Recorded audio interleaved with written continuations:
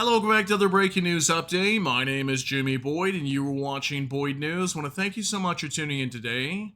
I'm back with another update coming out from the war between Russia and Ukraine, and I've got a ton of big news that I'd like to share with all of you in today's video. So today's date is May 2nd, 2025, and it's Friday.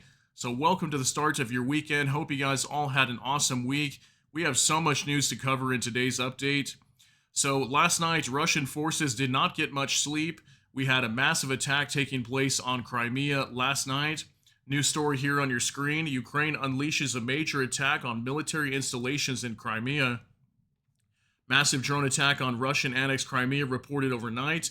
The largest attack in the last year, says Russian appointed governor of Sevastopol, Mikhail Razvazev. Okay, so the Russian Defense Ministry said last night air defense systems shot down 89 drones over the peninsula, as well as 23 unmanned vehicles over the Black Sea. Okay, so we had a massive attack onto Crimea last night. Looks like Ukraine was going after military airfields, all kinds of different installations. I mean, we just had explosions left and right all across Crimea last night. This video that you're watching here, actually, it shows radar stations being hit. We had a S-300V missile system also being hit. I mean, Ukraine was destroying a lot of Russian equipment. And if you notice, on the thumbnail for this video, I put justice served, okay? And the reason why I put that is because lately, what have we been seeing happening inside of Ukraine? We've been having cities like, for example, Dnipro, Zaporizhia, Kherson. Okay, a lot of cities on the southern side of Ukraine just been getting hammered recently by Russian drones, and many of these come from Crimea. So, for example, when we have an attack on Zaporizhia, such as last night, actually, at the same exact time that Ukraine is attacking Crimea, the Russians are lobbing drones into Ukraine, striking Zaporizhia, and what they do is they've changed their tactics where they collect a bunch of these drones in the Black Sea. Once they build up enough of them, they all attack at the same time to overwhelm air defense systems, causing massive damage in cities across Ukraine. So that was just my way of showing that, Ukraine is getting their justice, and it's well served with this attack, as Russian military sites all over Crimea were being attacked last night. So much news to get into, guys. We also have a huge report today from the U.S.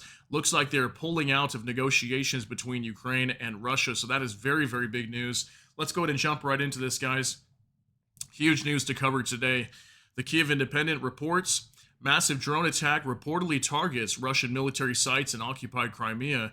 The pro-Ukrainian Crimean Wind Telegram channel reported explosions in several key locations across the peninsula, including Sevastopol, Zonkoy, Saki, Novofedorivka, and Katchcha, sites that host Russian military airfields. Yeah, so many airfields. I know for sure Saki and also the military airfield Katchcha had some massive explosions. I think we also had an ammo depot at Saki being destroyed as well. Okay, so many videos today too. Here's a picture coming out from Max24, a drone attack on Crimea, map from Drone Bomber. So here's Drone Bomber on Telegram. Typically shows the map of the direction of the drones entering into Russian territory. In this case, attacking the Crimean Peninsula. We can see all the direction of these drones heading down here to Crimea. Okay, looks like some of them might have been attacking over here inside of the Zaporizhia region, also maybe even a little bit in Kherson region, in the territories that are controlled by the Russians. But nonetheless, massive attack on Crimea last night. I wouldn't be surprised it was well over 100 drones or more. Now from Ostap Vishnya, massive UAV attack and explosions all over Crimea. Missile brigade was targeted, okay? And we've been having a lot of missiles going into Ukraine recently also, which is what Ukraine was going after. So if you see, whenever these attacks happen on Ukraine, when we have cities being bombed like crazy, soon after we'll see Ukraine launching some sort of response to that, and they have to. Obviously, their military's got to try to protect their people, which is why we had all these airfields and everything being bombed down here last night. Could have been missiles being used as well. We had some reports of that, but I can't completely confirm. For the most part, it looks like it was drones entering into Crimea. These are some of the different locations that were being attacked, but primarily down here, southwestern Crimea being hit the most. Now from Anton Gerashenko, drones of the primary special units of the main Directorate of Intelligence of Ukraine destroyed expensive Russian radar stations and missile systems in the deep rear of the occupied Crimea. We'll go ahead and let this play here for you guys. Same video we had for you on the waiting screen. But it says destroyed equipment, Kamaz with trailer, ST-68 radar station, Costa 2E2 radar station, 9S15M Obzor-3 radar station, S300V missile systems, 9S32 Imber, I don't know if it's Imber or Imber, radar station. Okay, so there's lots of radars just being destroyed last night. We had the S300 system being hit. I mean, lots and lots of equipment, very expensive equipment, I must add, being hit last night from Ukrainian drones. This was some of the video footage targeting these different radars and S300 missile systems just being smashed by Ukrainian drones last night. Okay, so very crazy footage there. Now for Max 24, Simferopol, massive drone attack on Crimea. Okay, this is like south central Crimea attacked last night. We got drones incoming to the area. You won't see any explosions, just a quick clip, 6 seconds, but you're going to hear lots of drones incoming last night. Take a look. All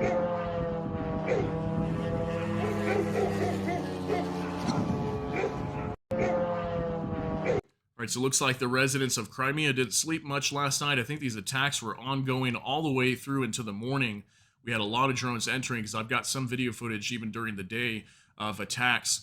Now for UA Voyager, Sevastopol hasn't seen this in a while, and now it's back. Explosions everywhere. Locals say it's drones, ATACMS, and Neptunes dropping by. So yeah, very possible we had missiles going into Crimea last night as well, but take a look at this, 5 seconds. Whoa. Whoa. It looks like we had an incoming drone into Sevastopol last night, southwestern Crimea. Looks like one of them were actually shot down, probably by a Russian Panzer air defense system. But yeah, some of them were shot down, but we had a lot of explosions taking place with direct hits. Here's a report from Astra. Night attack on Crimea may have targeted Katchcha military airfield. Local social media report a large fire about 7 kilometers from the Katchcha military airfield. According to the monitoring group, Krimsky Veter, Crimean Wind, citing satellite imagery, the fire is burning in the village of Uglovoye, if I'm saying that correctly, within 2 hours, so the number and size of fire hotspots increased significantly. Authorities in Russian-annexed Crimea have not reported any damage to military facilities. Katchcha is located in the northern outskirts of Sevastopol. The airfield is currently operated by Russia's Black Sea Fleet and hosts the 318th Independent Mixed Aviation Regiment. AN-26 and BE-12 aircraft, as well as Ka-27 helicopters, are based there. So reportedly, this could be a video coming out from the Katchcha military airfield just outside of Sevastopol in southwestern Crimea. Take a look at this, guys. 10 seconds. 2 мая. Охуеть доброе утро в Каче.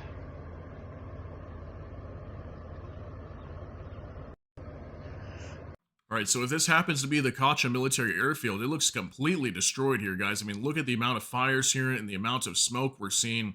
Must have been a huge attack here, probably multiple drones just smashing facilities all over this military airfield. And it makes you wonder if maybe even some helicopters or aircraft were destroyed over here. I mean, lots of fire. Look at that. Possibly even due to fuel located over here at this military airfield if aircraft were hit, right?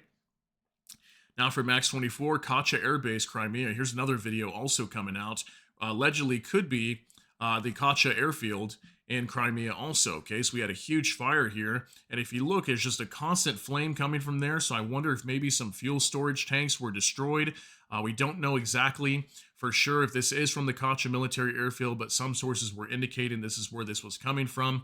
And with the amount of fire and smoke that we're seeing, very possible it was. So if we get more confirmation on that, I will give you guys another update at a later time.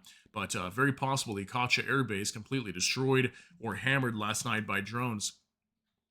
Now for more translated.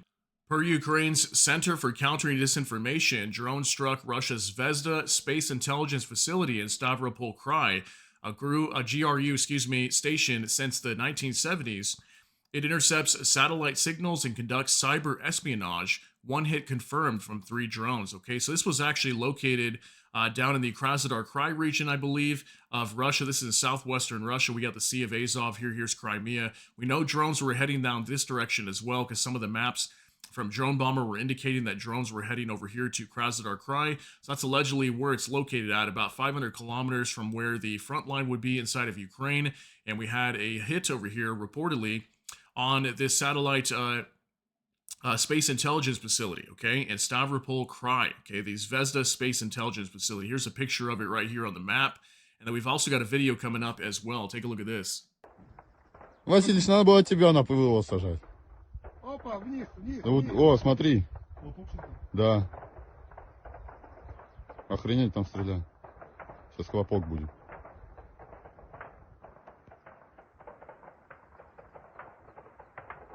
Нифига там мочат.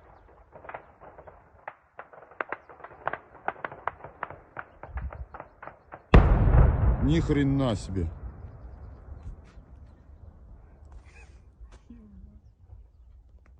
Хуй они ее сбили. Ну да.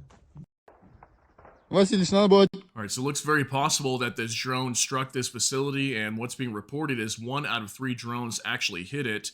We'll wait for further confirmation on that. It's really hard to tell from this video whether it was shot down, but it looks to me like it was. I mean, this thing is already dive bombing right before it goes behind that tree. Highly unlikely that they shot this thing down. You can hear a lot of gunfire there in the background. So if I get more information on that story as well, I will give you guys an update at a later time. Now from UA Voyager, he says Saki, an ammo depot near the airfield, politely says good morning to the occupiers and reminds them that Crimea isn't theirs. We got a 12-second video of what appears to be an ammo depot at the Saki military airfield in Crimea as well that was attacked last night and blown up. Take a look.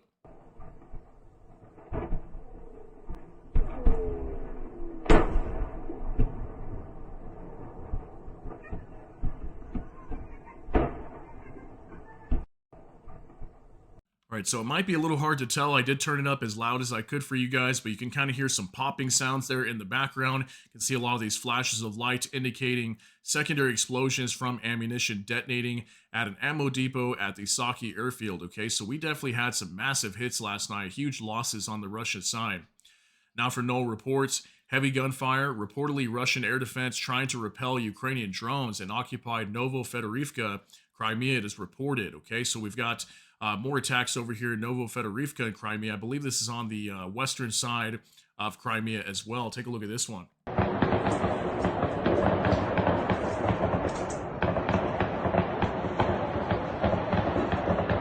Они его сейчас сбить не могут.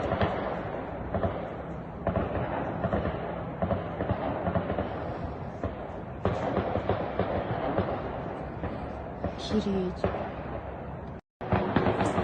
All right, so we can hear that the Russian forces definitely did not get much sleep last night. Looks like they were preoccupied trying to take down a lot of these incoming drones.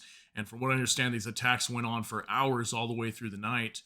Now for NOL reports confirmed, Crimea is under heavy drone attacks, explosions, and drone interceptions happening in Vardisk, Simferopol, Iroisk, and Novo-Fedorivka. Russian sources say the UAV threat is still active in multiple areas. One more video here, guys, 11 seconds.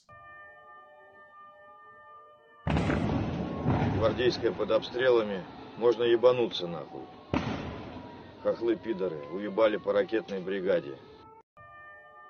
It looks like we possibly had multiple hits somewhere over here as well inside of Crimea. While this man is recording, you can hear multiple explosions. Could be some of these drones being taken down, but most likely direct hits. You can see the flashes coming from the ground, possibly indicating that we had direct hits from Ukrainian drones last night, okay? So now moving on to Jay and Kiev, missile strikes in Russia's Kursk region, okay? So I'm going to show you guys these videos. Allegedly, we had some missile attacks happening today, this morning as well, inside the Kursk region of Russia, just over the border from the Sumy region in Ukraine, where allegedly Ukraine is still carrying out attacks over there, and they supposedly still have some territory of the Kursk region. So these videos are very loud. Just want to give you a warning, especially the third one that we show you is extremely loud. So just get your ears ready. Massive explosions from missile attacks inside the Kursk region. Take a look at this.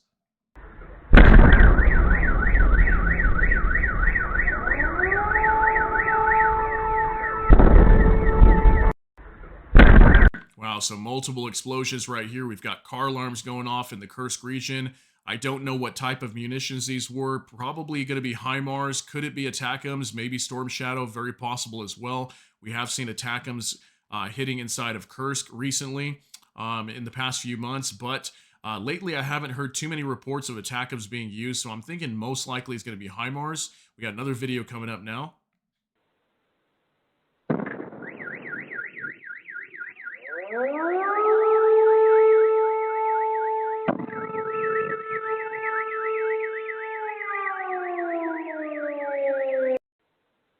Okay, so I'm thinking this video right here could possibly be the same area from the first video that we saw, because we heard that first explosion, then the alarm, soon after another explosion.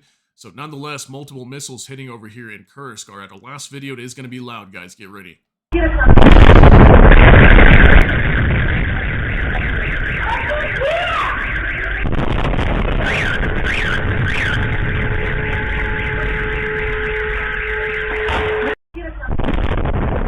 Alright, so this video right here almost made me jump out of my socks this morning when I was listening to this. I had my sound turned up all the way, and this one is just absolutely so loud. Multiple explosions landing very close to where these people are at. You can see it's shaking the camera and everything. The windows are shaking. Probably shattered some windows nearby as well. I mean, look at that. You can see them shaking over here. Very scary video there. So it looks like Kursk was getting hammered just this morning as well. Now from Kate from Kharkiv, Zaporizhzhia right now. Russia struck the city with multiple drones. At least one person was killed, 3 others were injured. There are people under the rubble, okay? So just like I mentioned earlier with the whole justice served thing, Ukraine's down there hammering Crimea, and at the same time, here goes Russia again, launching another massive attack onto civilian cities, striking residential buildings, okay? 1 person being killed, losing their life, very unfortunate situation. 3 others injured in Zaporizhzhia, southern Ukraine. Take a look.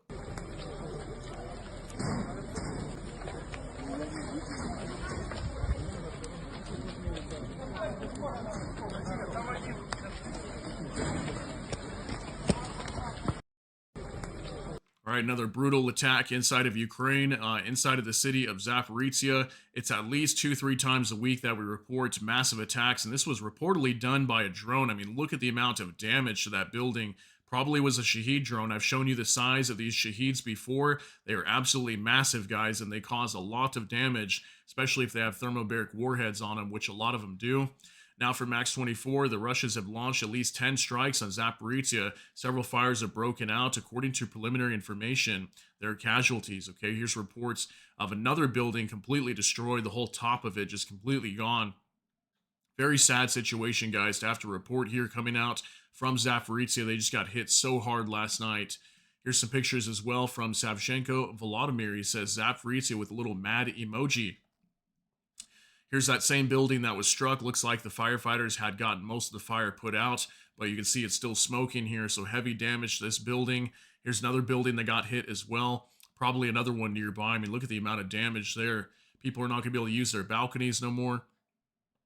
Here's some pictures of some of the authorities also in the area observing the damage here at this building. And there's yet again one more photo, guys. We got firefighters up there trying to rescue people that might be trapped under rubble and to try to put out the blaze on this high-rise building, okay?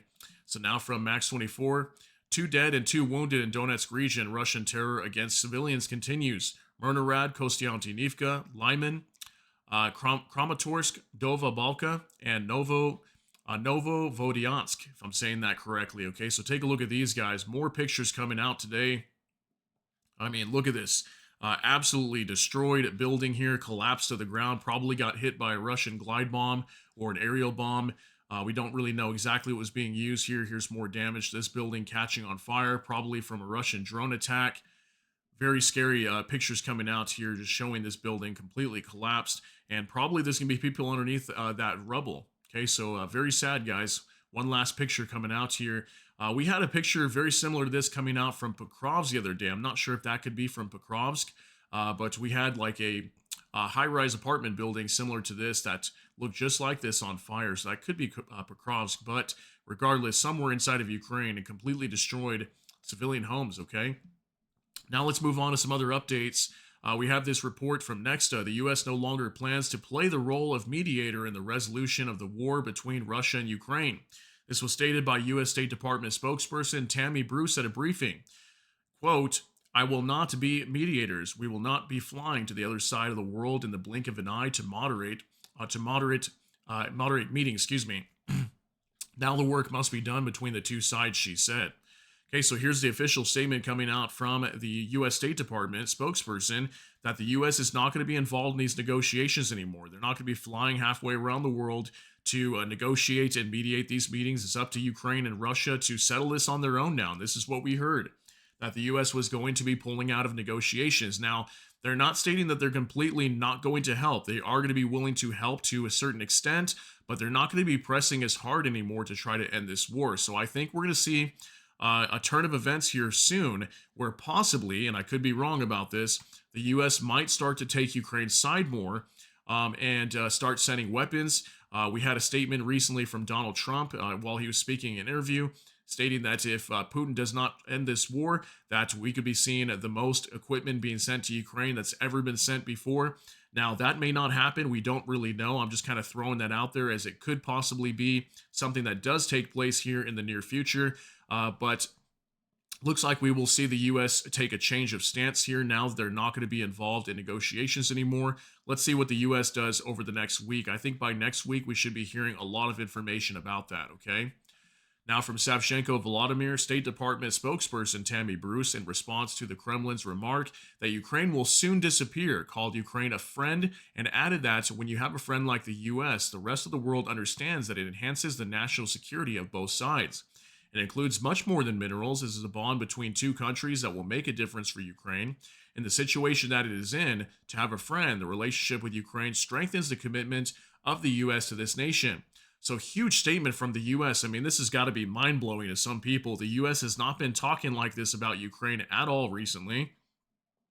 So the whole comment on Ukraine will soon disappear. That was actually from Dmitry Medvedev, the deputy head of Russia's Security Council. He's also the former president of Russia as well. He's been stating that recently, okay? He said that Ukraine is going to disappear soon. And he wasn't happy with Ukraine and the U.S. signing this minerals deal. So just threatening Ukraine once again that they're going to be wiped off the face of the earth. So how is Russia going to do that? I have no idea. I mean, Russia's not been making any gains on the front line, hardly at all, is what we've been seeing recently. So, just a major change in tone coming from the U.S., and that's why I'm stating that I think there could be a possibility that we see a change in tone from the U.S., not only in words, but possibly through action, and we could see Ukraine being armed to the teeth here very soon if Russia chooses not to end this war, and it's looking highly likely that Russia's not going to, and I've been saying that for weeks now. Now from Savchenko Volodymyr, the U.S. wants a swift breakthrough in Ukraine talks. Otherwise, Trump will have to decide how much more time to spend on it. There's no military solution to the war, says Marco Rubio. So the U.S. Secretary of State, Marco Rubio, saying that, Trump will have to decide soon how much more time he wants to spend on trying to end this war. If not, what are they going to do? Okay, they want a swift breakthrough in these talks. They want this war to end fast. If not, what's going to happen? That's a really big question mark that's going to come out from the United States here very soon. We just heard I think it was yesterday, the day before, $50 million package of military equipment apparently got approved for Ukraine, and that's the first package of anything coming from the Trump administration. So that's a positive sign for Ukraine, that Ukraine could possibly get more military aid from the U.S. in the near future. And now that they're partners with this whole minerals agreement, that's going to draw Ukraine and the U.S. much closer together, and in some ways, at least in terms of this war, distance Russia from the U.S. Now, I think the U.S. is still going to be working with Russia to an extent to try to strike some deals economically, but in terms of ending this war, it looks like the U.S. is somewhat standing on Ukraine's side just a little bit more than they have been recently, which is interesting. Now for Max 24, U.S. officials have prepared a number of options for Trump to increase economic pressure on Russia, according to Bloomberg today. Trump has not yet made a decision since diplomatic efforts are ongoing. Okay, so here you go, straight from Bloomberg today. We could be seeing economic pressure being placed onto Vladimir Putin and Russia here very soon. Again, let's wait to see what the U.S. does. So many reports are probably going to be coming out on this. But let's wait for official confirmation from the Trump administration what they plan to do here very soon. Okay, so there's your daily report on that. Now for more translated, Russia's grinding away in Ukraine, capturing 68 square miles in April at the cost of 36,600 casualties and 4,800 vehicles. At this rate, it'd take till 2256 and around 101 million losses to seize the country. Yet Putin's doubling down, recruiting 30K troops monthly, fueled by cash and war hype, reported by Forbes today. Interesting report coming out today, and it says at the current rate, it would take Russia centuries and tens of millions of casualties to capture Ukraine. But that doesn't mean Russian leaders aren't committed to the war effort. Yeah, so, I mean, once again, Russia is moving very slow on the front line, probably the slowest they have ever moved. Now, I think personally a large reason could be due to Ukraine's use of drones. Okay, we know Ukraine is more and more increasing the use of drones every single day. Okay, they're producing somewhere around 2 million or more, probably within the next year could be doubling that. Who knows? Ukraine is heavily controlling the skies with FPV drones and just drone attacks on Russia every day. Russia's taking massive losses on the front line. They're not really moving forward very much. Ukraine, if anything, has been taking certain positions that they used to not hold on the eastern side of Ukraine. Russia's not really moving very quick, so they are taking heavy losses, okay? Every day this war goes by, and if Russia's not moving forward on the front line, they have to be incurring large losses, right? At least you would think. So let me know what you think on that. Now from the Ukrainian Review, Minister of Foreign Affairs, Sybiha. This is Andriy Sybiha, okay, the Foreign Minister of Ukraine.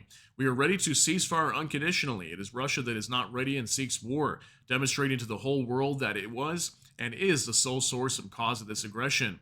Ukraine will not go for the so-called peace at any price. Ukraine's principal positions on the terms of the peace remain clear and unchanged. First, we will not go for the recognition of any temporarily occupied territories of Ukraine as Russian.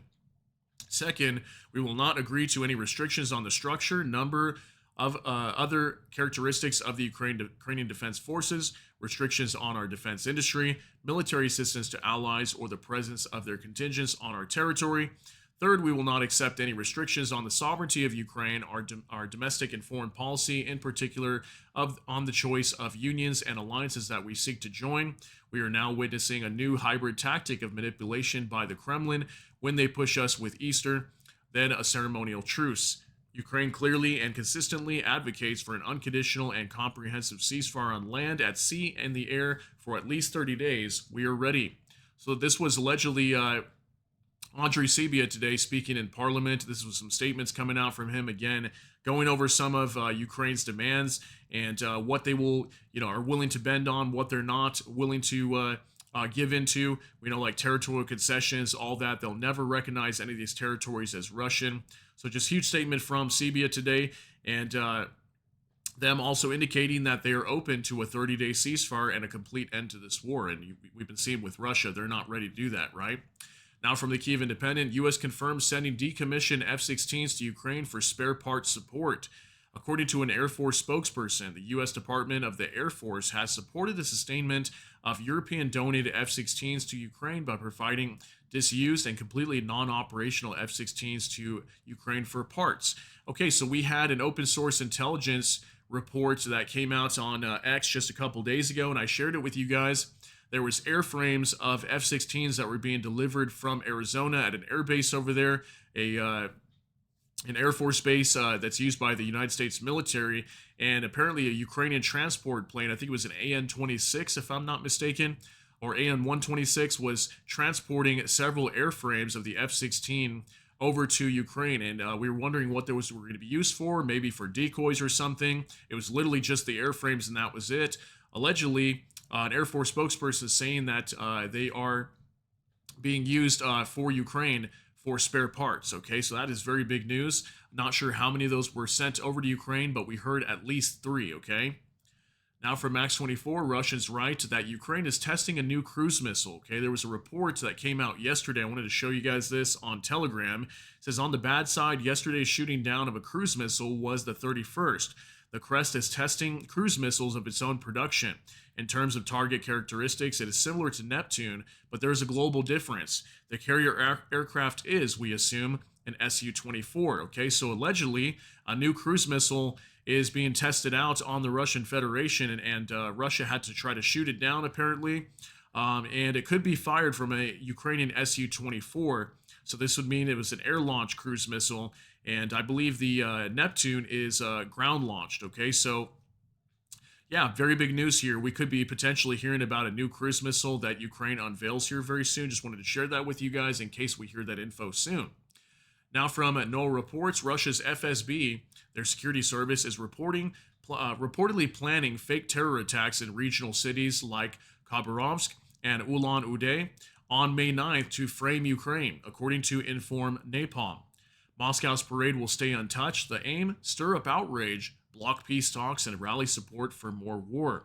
Okay, so allegedly this account here on Telegram, Inform Napalm, was letting people know that Russia might be planning out terror attacks, okay, in some cities. So now, could this be to frame Ukraine? And they'll say, oh, Ukraine is doing this. We got to rally support. We got to get more people into the military and just finish off Ukraine. Maybe that could be the case. I mean, I think we are going to see some very interesting developments here coming up in the next few days and the lead up to the victory parade on May 9th. There's been a lot of reports that Ukraine may even attack the parade. I mean, I wouldn't see why they would, but who knows? Maybe Russia might try to attack the parade themselves and say it was Ukraine doing it. Maybe there could be some sort of major attack over there that disrupts the parade or something similar to that inside of Russia. And this could definitely rally support for the war and for sure block peace efforts, right? So get ready for something like that to happen. I would not be surprised. Now from next, Russian government braces for record budget deficit this year. Falling oil prices and strengthening ruble have forced the cabinet to slash projected federal budget revenues by 4.5%. Revenues are expected to drop sharply from the previously projected 40.3 trillion rubles to 38.5 trillion, while expenditures will rise from 41.5 trillion to 42.3 trillion rubles. Due to cheap oil, the Treasury will lose 2.6 trillion rubles in oil and gas revenues. As a result, the budget deficit is set to more than triple from 1.2 to 3.8 trillion, or from 0.5% to 1.7% of GDP. Okay, so record budget deficit in Russia's government. More signs here that Russia's economy is just completely falling apart right now. And if we look at the price of oil, I think when I checked yesterday, I think it was at one point around $57. We've been seeing the price of oil just plummeting, and that's in the United States. So I think Russia trades a little bit lower than that. And the lower the price of oil goes, the harder it's going to be for Russia to fund this war. So on top of that, trying to fund this war, their economy is not doing good as a whole, right? So if it's going to be struggling here and they can't produce enough oil to fund this war, and we've got oil depots just being smashed all over Russia. I mean, at some point they're going to run into some big problems here trying to fight this war down the end of the road, and maybe very soon we're going to see Ukraine hitting more oil depots. I would not be surprised on that. Now from X-24, Ukrainian air defense shot down 64 out of 150 Shahed UAVs, 62 drones suppressed by electronic warfare. So we had a lot of drones entering into Ukraine last night, guys. 150 drones from the Russian side. That's why we had all these buildings being destroyed, especially Zaporizhzhia getting hit very hard. Ukraine brought down about half of these, maybe more, okay? So lots of them being destroyed. Now from the Kyiv Independent, these are the indicative estimates of Russia's combat losses as of May 2nd, according to the Armed Forces of Ukraine. In our final update of the day, guys, Russia's losses as of May 2nd, 1,110 troops, 5 AFVs, 132 vehicles and fuel tanks, 9 tanks, 50 artillery systems, 138 UAVs, and 4 anti-aircraft warfare systems. So once again, guys, still pretty low numbers what I'm seeing here across the board. This is about 3-4 days now, almost this entire week that we've seen the numbers here just completely collapsing. And in my opinion, I think this means that there's a lot less attacks taking place on the front line, which is why we still are not hearing of Russia taking over anything in the eastern or southeastern side of Ukraine. There was some points, months back, like towards the end of last year in 2024, where there was almost every month where there was a report coming out on mainstream news, I might add, and stating that Russia had reportedly taken over settlements, taken over this settlement, that settlement. We're not hearing that no more, okay? If you guys notice, I don't report that at all because it's not coming out. So these numbers that are just so low possibly indicate that Russia's launching much less attacks. Maybe they're more on the defensive right now. Ukraine has been launching some counteroffensives in certain areas, like in the Turetsk direction, Kupiansk, also over in the Pokrovsk direction. So maybe Russia's on the defensive right now, which is why we're not seeing too much equipment being destroyed. And on top of that, Ukraine has drone walls all over the front line that are controlling the front. Okay, so Russia really can't move forward. So crazy updates today, guys. Just want to give you some updates from this war, let you know what's going on over here. We should be hearing some more crazy developments probably next week coming out from the U.S. Let's wait and see what their actions are next to place onto Russia to force them to end this war. Are they going to be hit with massive sanctions? What's going to happen here? You guys can let me know what you think down in the comment section. But I want to thank you so much for tuning in for this update. If you got something out of this, please smash that like button. Also, if you enjoy my content, please consider subscribing down below. Hit the notification bell, that way YouTube can notify you. And with that, hope you all have a great day. Everybody take care and God bless, and we'll see you in the next one.